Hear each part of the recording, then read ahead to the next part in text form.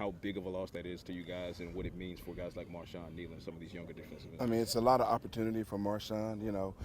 That's the way football goes. But you take Sam away, it's a lot, right? I mean, the energy that he brings to the team, his athletic ability, his ability to pass rush, obviously.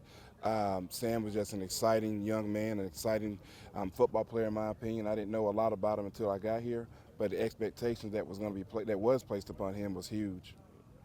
And is Marshawn feeling any of that expectation with Sam gone, or is that something that you try and take off his plate and just focus on the field? Well, I'm the guy that they took instead of Randy Moss, so I don't want to put so I don't even bring that up to him from that point of view, right?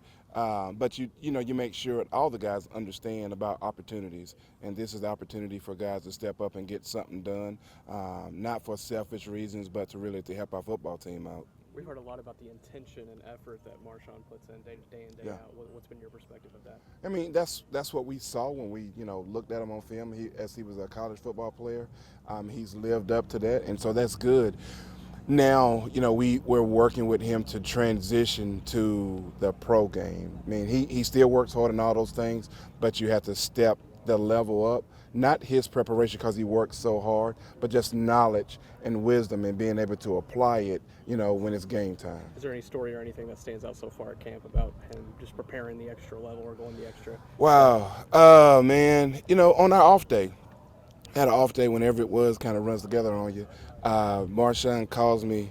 He said, "Coach, can you meet me? Can we look at some film?" And it's like, yeah, this is our off day.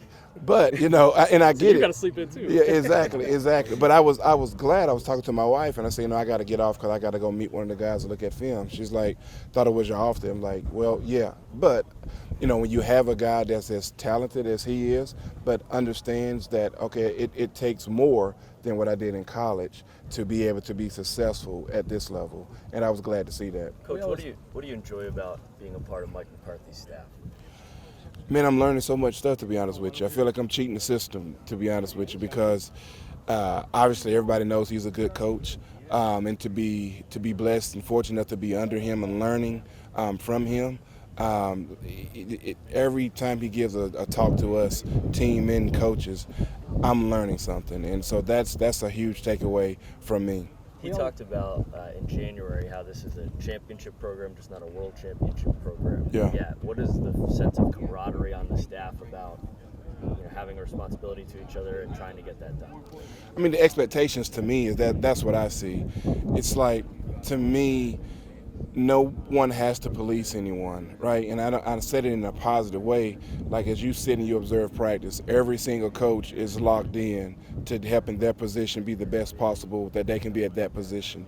And that, to me, that bleeds down to the players. And we see guys themselves, encouraging each other, hey, stay locked in, stay focused on this or whatever we're doing.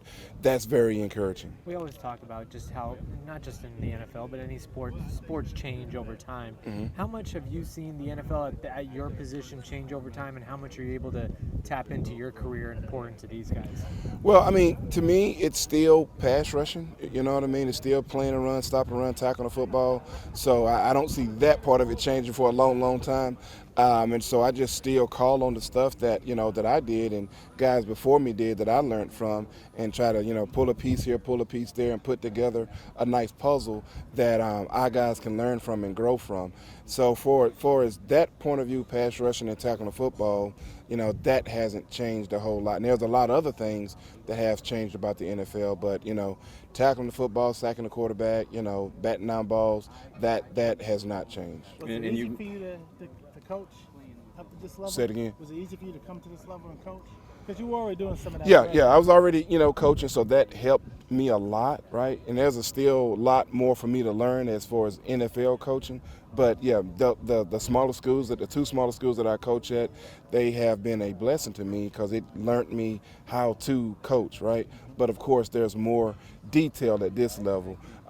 It's frustrating at that lower level, if you would, because as a player, I understand a lot of the details that you don't have the time or the resources to implement at NAIA level. So it's great to be here. So now I'm back in a position where I'm like, okay, they're used to the details. They want the details, and so you can spend more time doing that at this level.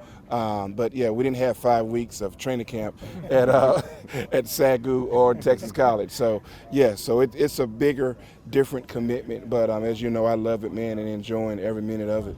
And at SAGU, I guess it wasn't the same language that we hear from Really? Skanina. No. But you know, I'm or finish it with an amen, maybe. yeah, exactly right. Yeah. I'm immune to it. You know, growing up playing in NFL, and blessed playing in the NFL for so long, so I understood what that world is like and how nice we talk to each other. And going to a school like SAGU and seeing the difference. You know, SAGU was a great experience for me. You know, you guys know me as a Christian man. SAGU is a faith-based school, and so I enjoy that atmosphere. But I understand, obviously, the NFL atmosphere and find a way to not make fun of it, but find comedy in it, if you would. Well, we're amused by it on the sideline with Skanina because we're not on the receiving end of it. Yeah. But how do you compare it to Zim 1.0? When Zim's first been through with the Cowboys. Oh, Zim first been through the Cowboys? 'Cause there's Yeah, an equal they might have to intensity shut down. of- Y'all might not been allowed in training camp. It might have been, you know, a little too much. But he does bring some intensity. He brings some intensity, but understanding that, and that's, you know, he tells the guys, and I reiterated it to the guys, you know, Jeff intent is good. You know, he want to make sure the point gets across to guys. And so guys that understand that, you know, don't worry about how he said, but take the nuggets out of it, the information that can help you to become better. And I think our guys are doing that. You mentioned earlier you feel like you're cheating the system because of the coaching staff that you're surrounded with. So let's kind of segue over to player coaches. How much easier does it make your job as a position coach when you have a guy like DeMarcus Lawrence helping you bring up some of these younger guys and get them up to form? It's great, and I tell him that all the time. I tell him I love him all the time. I tell him I wish I could have played with him because he epitomizes a player coach, in my opinion, right? And so with a guy like that, you know, he makes your job better and easier because he's echoing one for what you say. And as I spoke about earlier, he's one of those guys that tells the other guy, hey, man, stay locked in, stay focused. You know, he's constantly giving that motivational, inspirational kind of speech to the guys. If he feels like they're low, he's telling them the detailed things. And I'll start, when I'm talking about pass rushing and he wants to interject, I'll stop and he'll interject to our guys. And so he makes it a lot easier for me, if you would. Greg, when you sign up to be a coach, you know what you're getting into. Over time, does it ever get easier to handle the potential uncertainty of knowing that if the season doesn't go well, what it could mean outside of football too? No, because for me, I came into it as a player understanding that none of it is guaranteed. If you don't produce, you know, bad things tend to happen. And so same thing as coaches, right? If it doesn't work out good, you know, we all know kind of what that means, if you would. Was that the question you was asking? Yeah, man. I mean, it doesn't change anything. It's just, you know, if it doesn't go good, then, you know, you may not be here next year. That's kind of how it works. Can the pressure of being in a contract year as a coach be beneficial, or does it really not have an impact? I really can't speak on that because, you know, I hadn't had that pressure as much as some of these more experienced coaches have. But, I mean, human instincts would say, of course, yes. You know what I mean? You want to be successful even more. But I would hope as a coach that you always put in your best, and to me you should always put your best foot forward, even if you just sign a brand new deal or this is the last year of your deal. And with the coaches that we have, in my opinion, I think they do just that. What you're seeing Mike Zimmer do with Micah Parsons in terms of all the different places that he's playing, is that how special of a player does it take to be able to implement all those different tasks? Well, one thing about Zim, he's a huge level plethora of knowledge when it comes to defensive football especially, right? And so he would be crazy and we would be crazy if we didn't do certain things, right? I mean, I told Micah, I don't know another defensive end, and I've been blessed to play for 12 years and been around this league a long time, that can run a 4.3. That's unheard of. Like, you know, that's receiver kind of speed. And so if you got a guy like that, then you'll be foolish not to do special stuff to allow him to help our football team. I know position names don't always, you know, mean a ton, but how would you describe what Micah is now?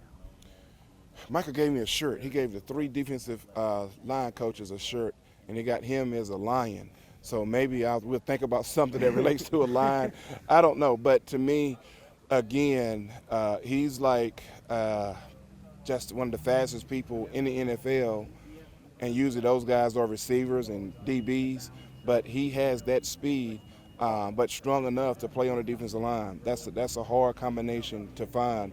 And the NFL, a lot of guys like that hadn't been a part of the NFL. So he's one of the elites by just God-gifted ability, right?